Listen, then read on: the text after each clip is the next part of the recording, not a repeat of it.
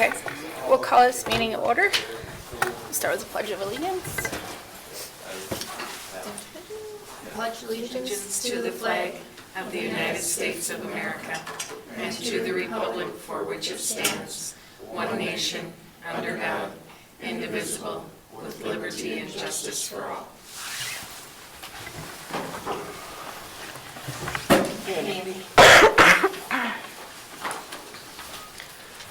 All right, Mary Kay, if you could take roll call. Angie Schreiber, Here. Kristen Matt Miller, Here. Andy Mary, Here. Jake Leiderman, Here. Dr. Julie Sprague, Here. Danny Pyatt. And do we have anybody on public comment? No. Okay. Moving on to new business, where item A is high school walk-in freezer and cooler replacement. Jake, I'll let you. Basically, they're original to the building in '94. We've had a lot of attempts at limping them along as far as through my maintenance staff and things like that. The biggest problem is the bottom of the walls where the wall panels meet into the floor. The panels are delaminating, which is a sign that there's moisture inside. That comes from condensation, just the nature of coolers. The fact that we got 30 years out of it is longer than expected. So I'm happy with it, but it's time to replace it. And fortunately, Sarah has money within her food service budget that we need to spend down anyways. And this is one of the biggest. So it's going to be coming out of the food budget, okay. Yep.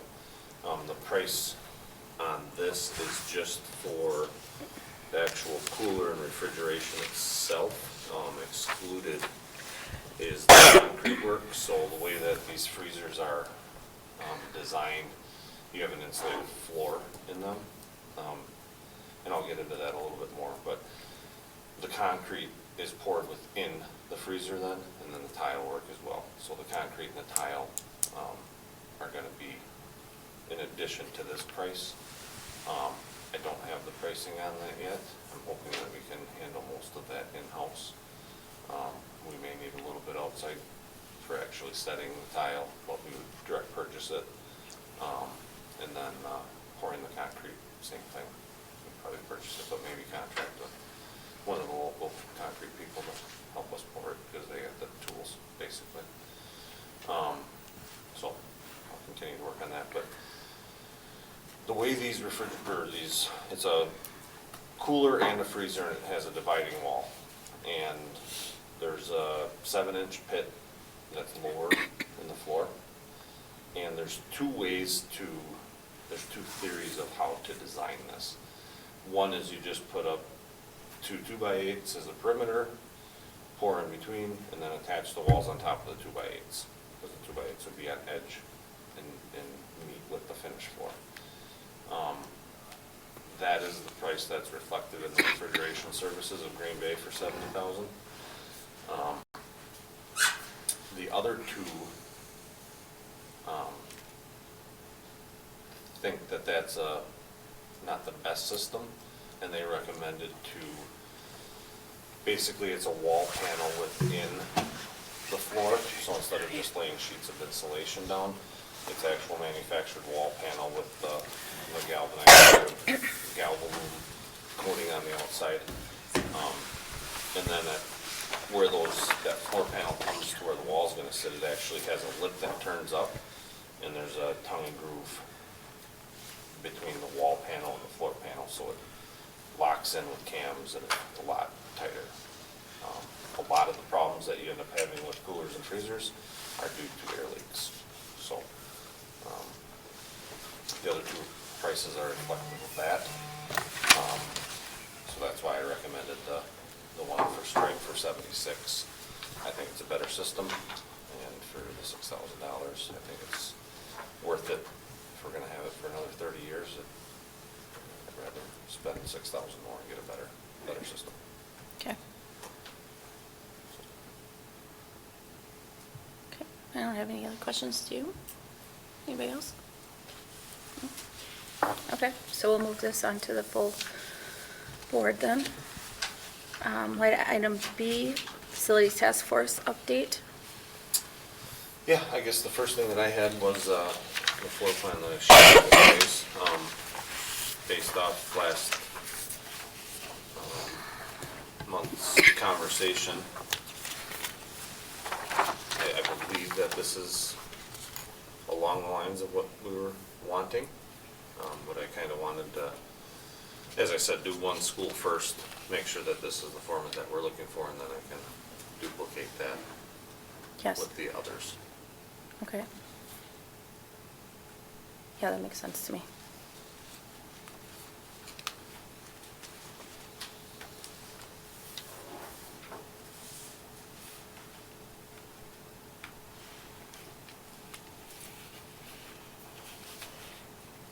Any thoughts, comments from anybody else? No? Okay, so you're gonna draw up one of these for each of the elementary schools then? Yeah, if that's what we want, I guess I just Okay. wanted to, again, try to understand how we envision this task force kind of functioning, what it's gonna look like, what information is gonna be needed. I know that we talked a little bit about, moving walls and things like that. I guess for the majority, especially in our elementaries with the roof that we have on them now, if we're going to do anything to the existing walls, short of cutting a door in, if we're looking at removing walls of any sort, I would highly recommend that we don't do anything without a structural engineer's approval. Mm-hmm. So, I don't know how that conversation is gonna look and what your thoughts are as far as the task force working through this, however you envision it, but, I just don't know how we would be able to determine with every wall, whether it be removable or not, without paying a lot of money. So, Mm-hmm. Okay. So then, next month you'll have the other elementary schools, is that what Yeah, I'm and I mean, understanding? yeah, I guess are we looking at, as we talked with Bray off the beginning of this,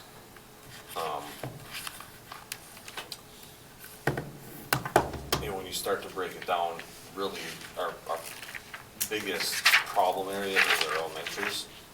So is that kind of still our train of thought, that we're gonna focus on the elementaries off the get-go and then move on to the other buildings? Or how do we envision this? I'll jump in here now that I've caught my breath. Julie and I have talked about the task force. We haven't really gone deep in discussion with the task force. But what we have discussed is we want to be sure that whenever we have our facilitators who are going to be facilitating this for us, that we understand that it's the school that is the lead of this aquatic center, Boys and Girls Club, whatever we're going to do, that it's the school that's taking the lead. That's what Julie and I we've discussed that together. So what are we looking at for the elementaries is the fact, it appears that, as we have heard in the past, that the middle school is going to be around for a significant amount of time, right? So the elementary schools, we may look at grade configuration. This is all just what we've discussed in the past, this has all come out of the task force. If we have to bring 7th grade to do 7-12 at the high school and do K through 2 in West Elementary, and then y'all help me, and then go on from 3 through 6 in the middle school. But it's all going to come out from the task force whenever we have this group of people together as to where we're going to go. I know people have called, people have asked to be on this, and that was on my list for Wednesday when we meet, is who has called and who's requested to be upon this task force, so we can start getting some meetings together. And then to really nail down facilitators as to what we want to do. Do we want to look with WASB? And I suggested WASB from the education side standpoint, from the school side. Brian will be a great facilitator coming in to represent the YMCA on what we're going to do there. You know, we had a great, Jill and Julie and I was there last Wednesday at the YMCA, and he gave us a great tour and told us a lot of the potential possibilities that we could do here in Antigo. But it's just a matter of what do we want, what are our needs, what are the community needs for a facility such as that. But from our standpoint, we have to look at what's the educational needs for student achievement. That's what Julie and I are both on the same page for that. Do we need to keep one elementary or two elementaries? You know, we don't know, because we don't know what the numbers are. We don't know what the impact of Mattoon is going to have this year of students that are open enrolling. I don't know have we gotten to anything about, nothing there yet? I haven't heard anything from them at all. Yeah, as I haven't either. But those are the ideas. But so really going forward, having this is great because we can see the layout, and if you combine rooms together or move walls around, you can make something happen, because we know that West is going to be on that long term. And that's why I started with that one. Yeah, and that's great idea, because with the Schofield Stadium being there, that's where, you know, if we're going to say we're going to keep one or two of the elementary schools, this is going to be definitely one for sure, for the foreseeable future. I don't know, you guys want to add anything to that? It's kind of where we are. We're just still in that very beginning stage. Julie, if you want to add in there? Well, I just recall this document that you brought at the Yeah. beginning of, you know, when the idea of a task force was born. Are these dates still? Those dates are probably, you know, just, it was just an idea to get things going forward. Obviously, dates, we have to change dates to accommodate where we are and where we're going to, what Okay. we want to do. Okay. Yeah, I think, well, like Joel is here tonight and Terry, I just know that from a community perspective, it feels like the question is the district interested? And I believe I can safely say yes, because we know we have to do something Yes. to accommodate our needs. So whether that be new construction or whatever. So then, knowing that, the trick becomes in my brain, where do we start? I heard Dave Bardo say, the task force will determine the outcome, which I'm not opposed to. I think that's great. However, then I do worry a little bit from the community perspective that they would be in a holding pattern. And I'm looking for feedback on how to navigate both the community and the district's interests, knowing, and I'll be the first to say, my primary interest is the district, because that's my job. So, but I think it's a delicate balance. How do we stay connected to what the community is looking for and also move ahead on our own? And what you're saying is what I heard from WASB whenever we met with them at the convention. You know, because this is a huge project. It's not just affecting the school. You know, we know this is affecting our entire community. And we want to get the right cogs and the right wheel going in the right direction, so that way it'll seem to flow together. And where the group that Joel has been a part of, they're way ahead of us already. You know, I wish that we would have been part of the very beginning too, like that group was. But you know, I feel like they're a step or two ahead of us from their planning standpoint, and we're just in that beginning infant stage of where do we go from here. So. Doesn't mean we can't merge them together, 'cause we Well, and can. that was my next Yeah. question, Danny. Would it make sense for board leadership from this committee to be part of that community task force and proceed as one entity, knowing what your primary interests are as well? The only thing about the board joining a community task force that I'm afraid of, and I'll say this to anybody and he can put it in the paper, I don't want the community to direct what goes on for education. I want the school to be the one in the lead, in the driver's seat. Does that make sense? Because I want the student achievement and the school, because that's what we're after. Yes, the aquatic center is great, Boys and Girls Club's great, and all the other things that are going to come with that is great. But if we neglect our student achievement, what are we doing? And I'm thinking that would not happen with these Yeah. voices on that committee. But I understand what you're saying. Right. Joel, how driven do you think the community is to move forward? I mean, do you think they would include the school, or are they just not going to include the school? Well, and understand, I'm only speaking for myself, but what I learned, so our task force, what the city and the county had asked us to do was really try to determine the feasibility of a YMCA. And I don't feel like we're like steps ahead of you guys. We probably have more input from the community about a YMCA, not related to education at all, because that wasn't our goal.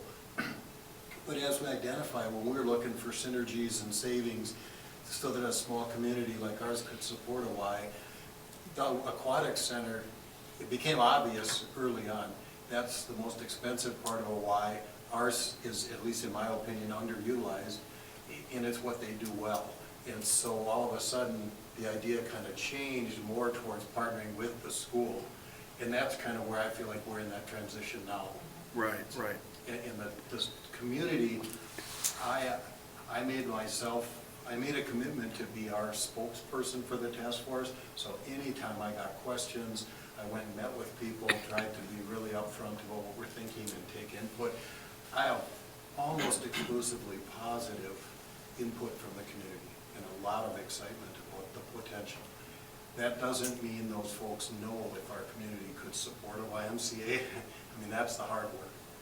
Sure, it'd be great to have a lot of things, but that's. And like you, I have not heard any negative talk or even remotely negative about the YMCA and where we're going with this. But whenever we're merging the two plans and programs together, we want to do it with fidelity, obviously, not just throw it together. Terry, go ahead. I took on the task in the early 90s of merging a park and rec department with a school district. And it was mainly to save costs because of the common use of a lot of facilities. And how we did it, we would have a 2-hour meeting. One group would meet, the other group would meet for the first hour, and then we'd come together for the second hour. So we always knew the little steps that one group was taking and what their needs were, what was going to be common space, what was going to be used, and so forth. So it was kind of two plans and constantly merging back together to say, well, we could do that, or that won't work, then they go back the next week and work on their part and come back together. It might be a good way to merge the group that, we had the two things existed. Here we have something that doesn't exist, trying to merge with the plans of something that does. So you have a lot more flexibility, because we had to absorb some of the facilities, we didn't have a choice, because we don't build and pay for them, so. The shared costs that you speak of, I would say, is really one of the driving factors when I attend one of the task force meetings. That seems to excite everybody, because I'll be the first one to say, I don't know, and we've talked about this a lot as a group, if we went as a district solely for a new construction referendum, I don't know that it would pass. But this encompasses something really generational, as we call it, for so many more people in the community. And then when you have those shared costs, is it more palatable to the voters?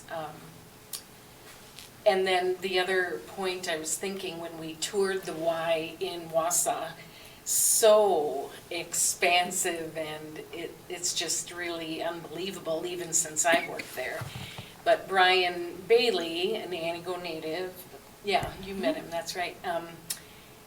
he was very intentional about, don't imagine this in your He said that a lot. in your He did community. many times. We want to know, what does Antigo desire in addition to pickleball courts? We have our own needs for athletics as well. We already have the aquatic center, so then it would be tailored to what our community is interested in. Childcare was mentioned a lot because that's such a significant need. I know there's a lot of excitement about sharing space with the Boys and Girls Club because then you split the costs. And what their programming is really opposite ours for the most part. We are 8 to 3 or whatever, and that's Thereafter. when they kick in, and that's when they would need the space. So, yeah, I remain excited about the potential. Yes. And I shared with Danny, I did have a conversation with the owners of the land adjacent to, and Jake was with me, adjacent to this building. And they've had it for years and years, many offers to sell, and they are waiting. They remain committed to the school district and wanting to help better our community through that avenue, which, that's just unbelievable to me, but it was a good conversation. So Julie, Wednesday, could we bring Jake, if you're available, into whenever we're talking at the first part of the meeting about this? Sure. So that way we can bring something back to Angie and Kristen, and who else is on this committee? Sorry, Andy. You're sitting right next to me. No, we're almost forgotten. Yeah. So that way we can bring back next month and to this committee, and maybe we can talk about how we can bring these two together. I like Terry's thoughts about the one group doing their thing, and then the education, that's where we are, where we would come together, and then together we would meet. Does that make sense? Yeah. And if I could Go ahead. comment, I was wondering if the task force that I'm a part of is becoming obsolete, and that would be fine. I don't care as long as, we're moving ahead. But if your concerns are that you want your primary focus to remain education, there might be some value in having both working together. Together. Whether it's because maybe our primary focus is a little different, but also if it's a little bit of insulation, where your job is definitely, the school, that should be really clean. Well, and when I look around the table, whenever I met with you, most of the people that were sitting around the table are educational-minded folk, Right. have a focus of that too, with this other, community-oriented program. So we could potentially bring these two groups together sooner rather than later, so that way we can get with Brian and get our other facilitator, whomever, if it's WASB or what we're going to do there, and bring those two together. Because, Brian is going to be pushing, as rightfully so, the YMCA and all the aspects and the everything that goes with that. But then our WASB facilitator is going to be looking at it from the education side. I don't know if I'm really making sense. I am? Good. I'm glad.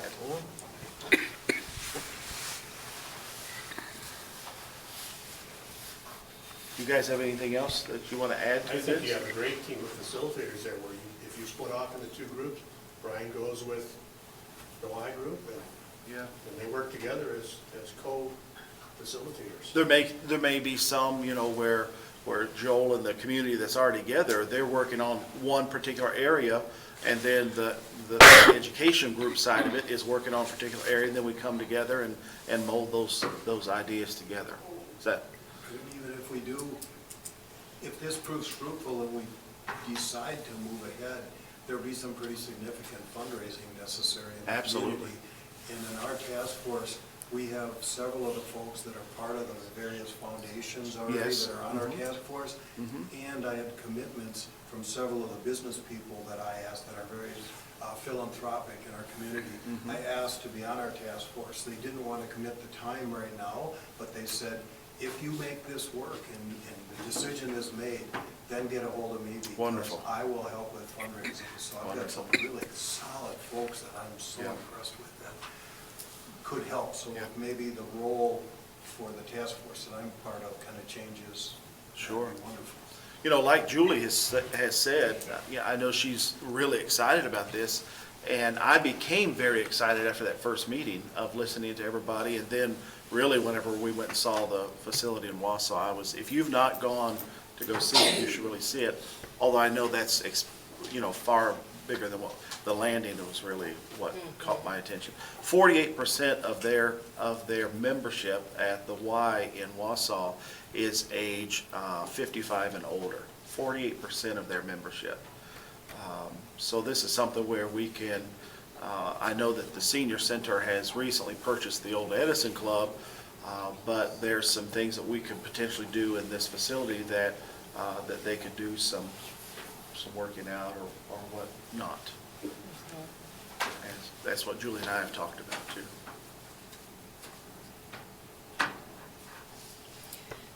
Terry, do you think the group at the senior center would still be interested in programming even with the purchase think of that? Absolutely, because there's things we can't do there. We can't do in swimming.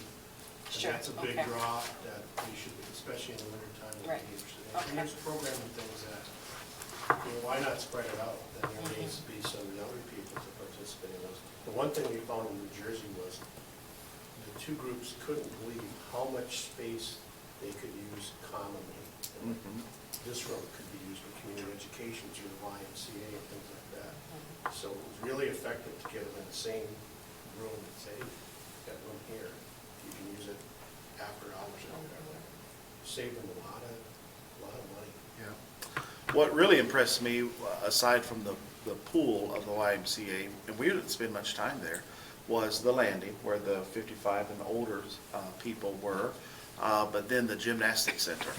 I went back and looked at that a couple of times because the way they had that set up over there was just phenomenal. I mean, didn't they have two beams? One, I don't know what they call the big pad that you do the routines on, but then they had a couple of the bars and the beams and the jumps. It didn't look like a very big facility, but the way they had it set up was just phenomenal. And I could see us doing that because we had talked, I remember a few years ago, the gymnastics club here has talked about facility, and so that Additional could, space, yeah. that could be part of this as well, so. We'll have to get Kristen over there. When you see it, it would be, yeah, it was, I'm not a gymnast, but that was pretty exciting to see.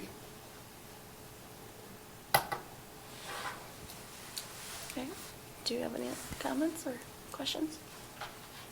No?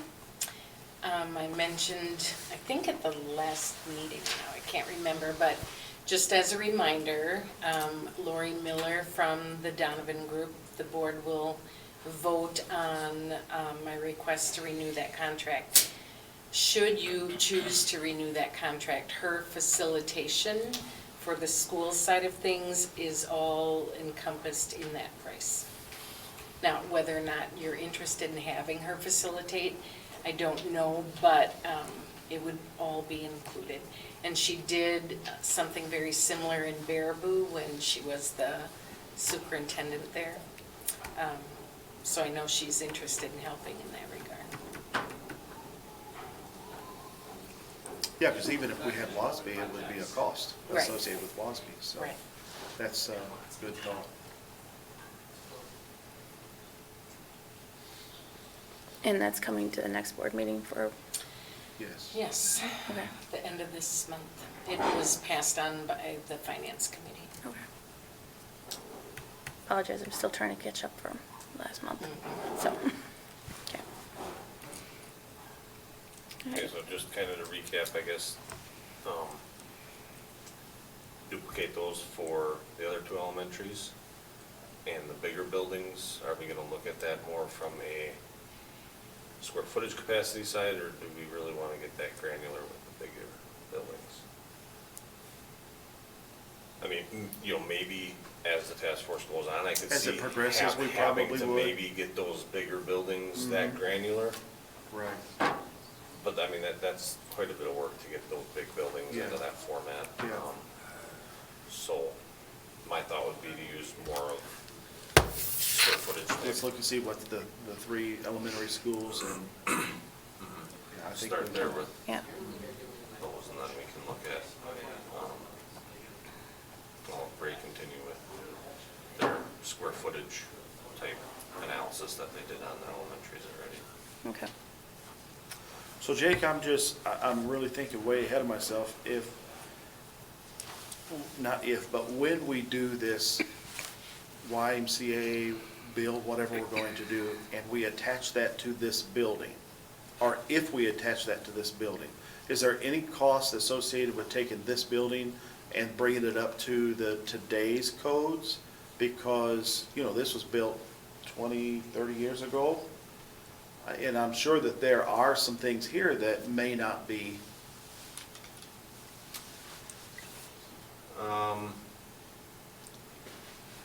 Strange thought, No, maybe think about that. that's a,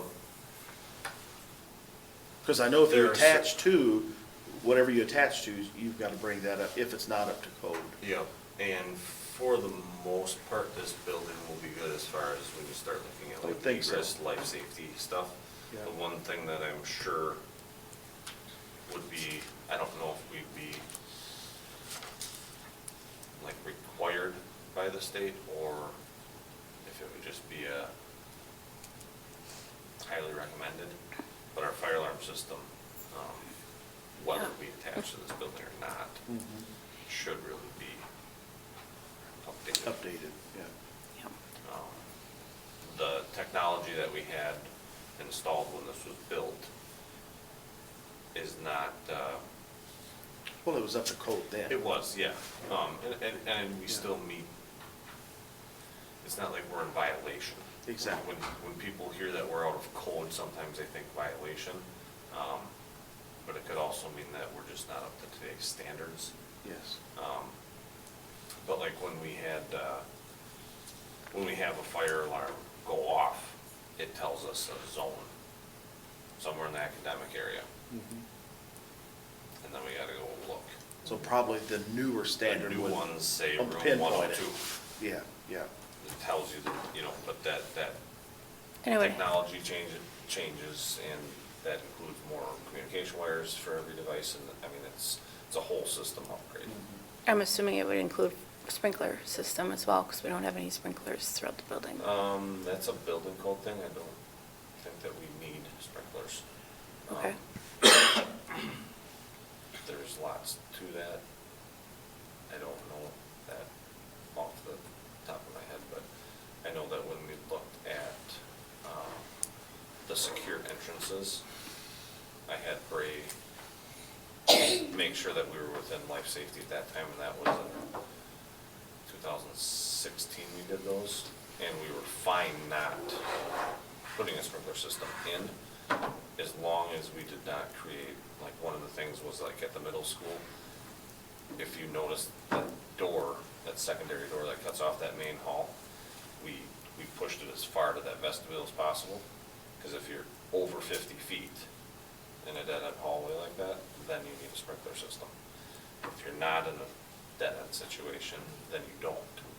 So there's Okay. a lot of code to it, but in 16, they did not say that we needed to install a sprinkler system throughout the building, so Okay. I would believe that we are still good with that, but it'd certainly be something we look at. Okay, yeah. But other than the. That was just a thought that I had driving Yep. from my office here. Other than the fire alarm system, as far as a code thing, I think we would be good here, but we would definitely look at it. Okay. That's the value of Bray. People like that. Know that stuff's second nature, so. Exactly. Okay, so I'll bring the two other elementaries back, and I'll have Clint work on some sort of a square footage analysis like we did with the elementaries. Right? Yes. Okay, thanks. Is there a date or a next step in mind for the group that you meet with regularly? Now, we're on hold until, we kind of separated out our task force, grew to 16 people, and our major partners, the Boys and Girls Club and folks with the school district and the Y, felt that was getting kind of clumsy, and some of the stuff like talking about buying the land is somewhat sensitive, you know, how much, where that information gets and everything. So, you guys have been meeting separately from the task force that I'm a part of, until we kind of, there's nothing for us to do until we kind of know how interested the school is. Okay. And just in my opinion, the next step is probably, if the school is interested, to get some concept drawings. Because you can't do a budget or begin to determine if Exactly. it's financially feasible if you don't know how much money you want to spend. And I don't know, Mark Desatel just let me know last week, there's a planning grant available through the state for community development. It's a $10,000 match. And he had talked about talking to Jason Hilger, possibly you, and he had a fourth party in mind to see if everybody threw in $2,500. He'd apply for that grant, he'd do the work and apply for that grant. I don't know if you could use that for concept drawings, but it sounded like Bray would work pretty reasonable when Tim talked to him, months ago.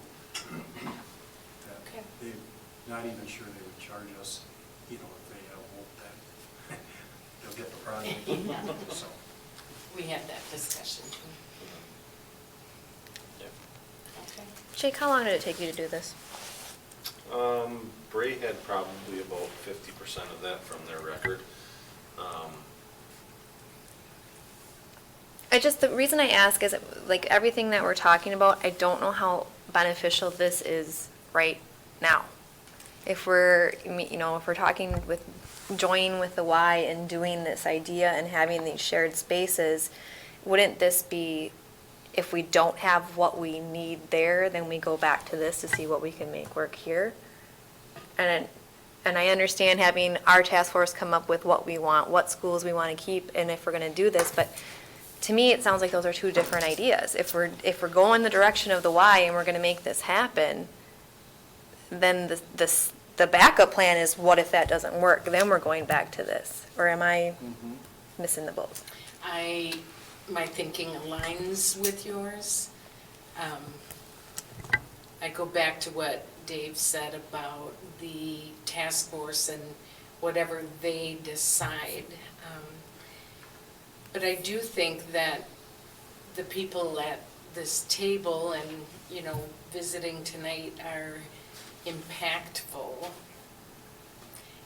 and your opinions matter. And I do think there's a way to show them why it's a feasible option. And then if the answer is no, like you said, but I tend to agree with you. I don't look at much in those buildings as salvageable. And I know you toured and you were pretty shocked by some of the things you saw too. Right.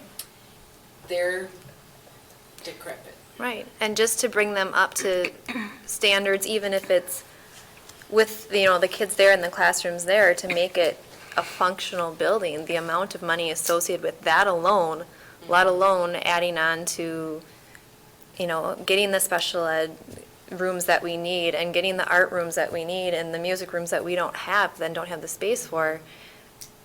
I mean, the money's not comparable to starting fresh. I mean, it's.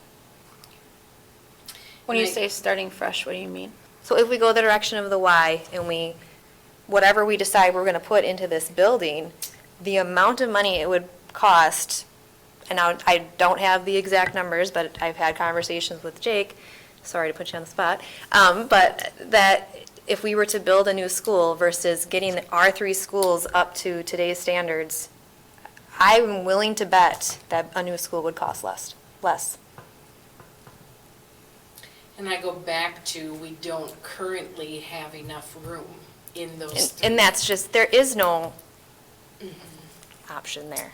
And I know West, the option of perhaps building up, but then you're, again, to be ADA accessible, and, you're talking elevators and whatnot.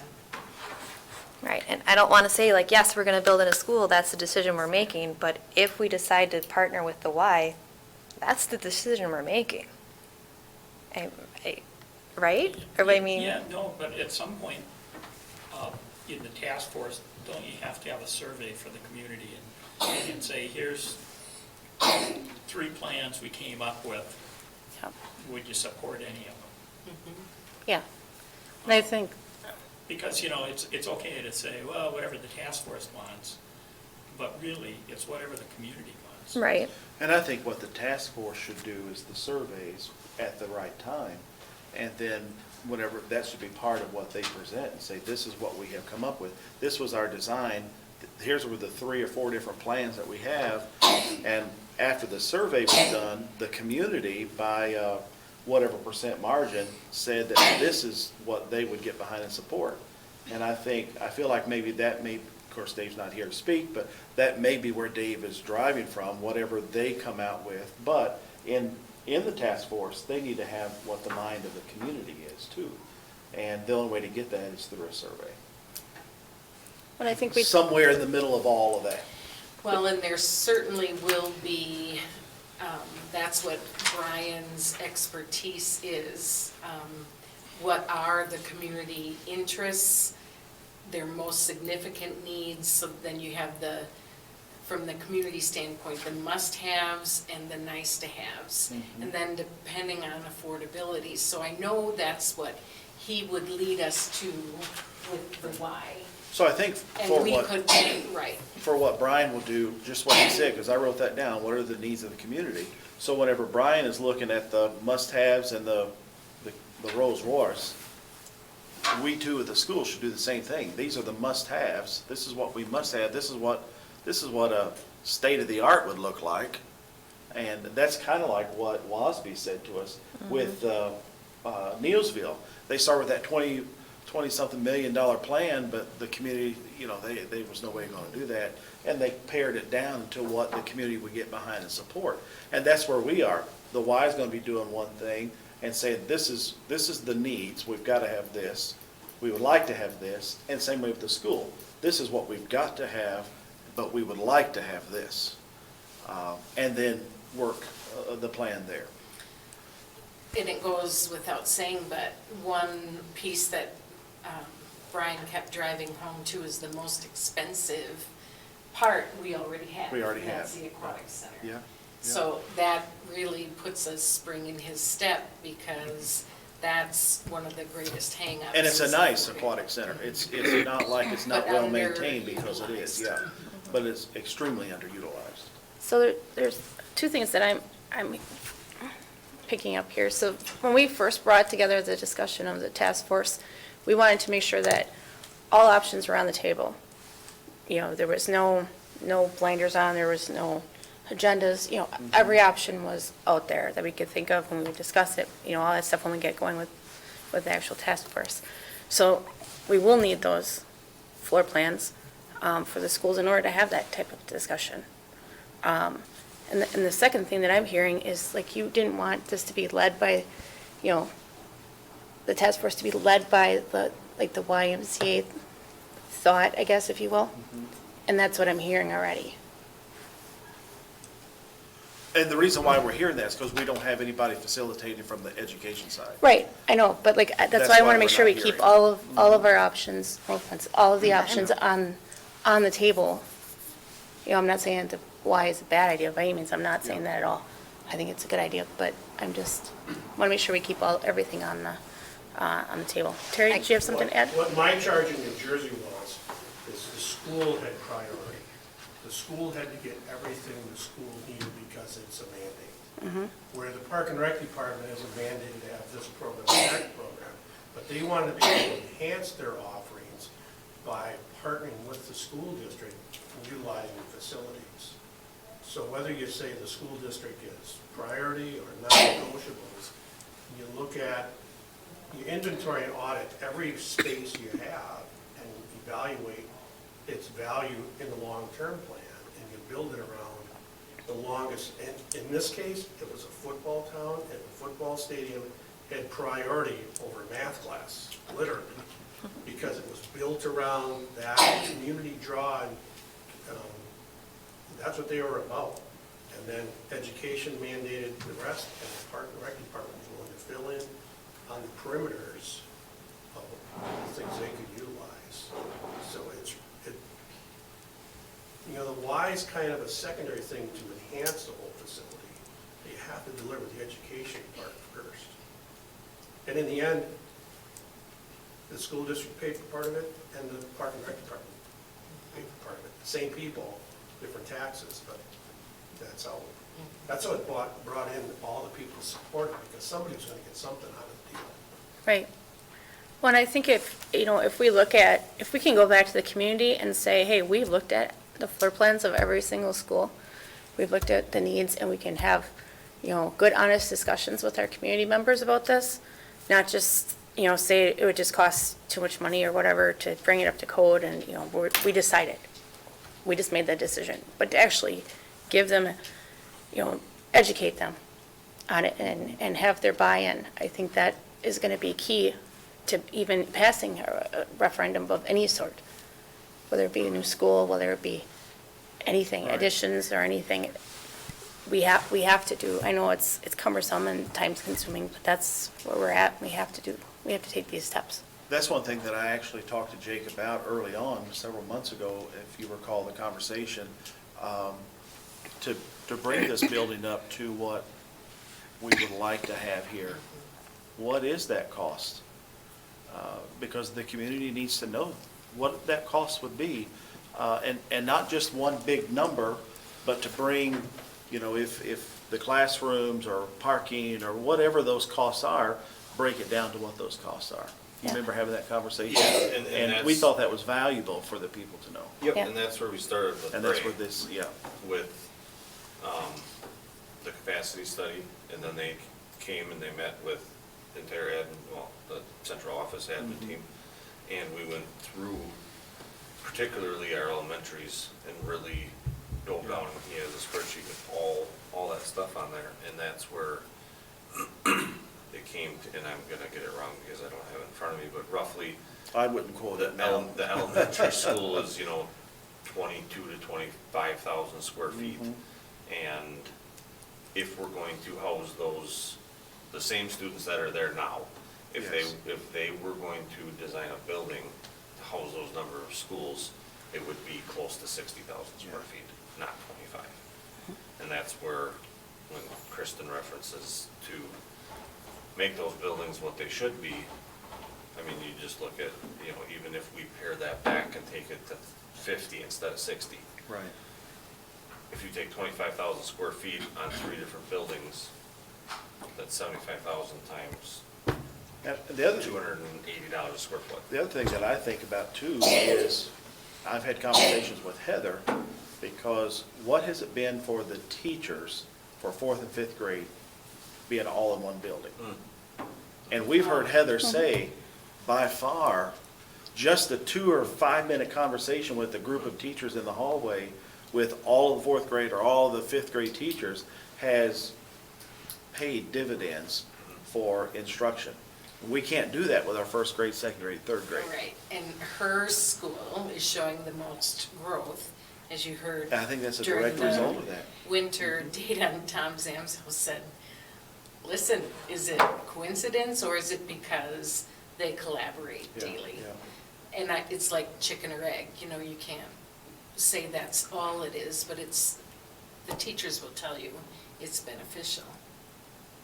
So, and isn't it true though with east and north that we're landlocked and we Correct. couldn't Yes. expand? Correct. So, So I think it's hard to put a number on something you can't do. So I feel your pain, Jake. You Yeah, got it really this. is. Yeah, that's It is. where we're at. That's a, yeah. And that's part of the factor, at West Elementary, yeah, we have the potential to go up. There's a little you can plan here, but part of that at North and East is we can't go any farther unless we bought a lot of property, but If it's available. that's right. I mean, Everything's got a Right price tag price. on it, right. you want me to find more landowners?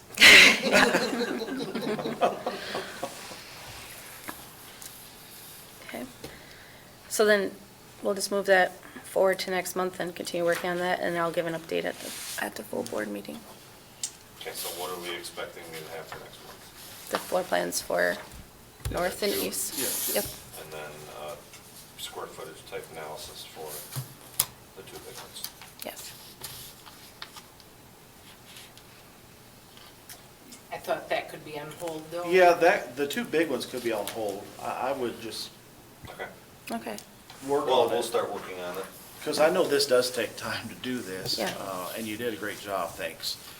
Thank Bray for Great. helping and Great, made it assisting. look pretty. Yeah, yeah. So this is something that we can also discuss too Wednesday, where we're gonna go.